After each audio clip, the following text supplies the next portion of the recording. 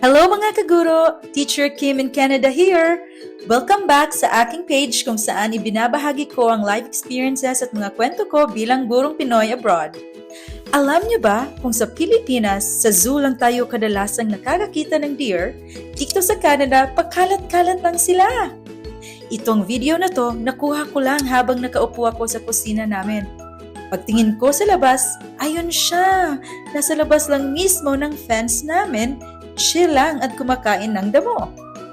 Nakakatuwa lang kasi kung sa atin, kambing ang usual nating nakikitang kumakain ng damo sa tabi-tabi, dito naman sa Canada, deer ang madalas mong makita. Normal na lang talaga silang parte ng paligid dito. Kaya hindi rin nakakapagtaka na sa mga kalsada dito, may mga sign talaga na warning for deer crossing. Kailangang alerto ka lagi sa pagmamaneho kasi minsan bigla na lang silang tatawid, lalo na sa mga highway o malapit sa kagubatan. Fun fact lang, herbivores ang deer. Kaya damo, dahon, twigs at minsan fruits ang kinakain nila. Sobrang sensitive din nila sa tunog at amoy kaya mabilis silang nakakadetect ng danger. Yung mga male deer naman na tinatawag na bucks, may antlers na nalalaglag at tumutubo ulit every year.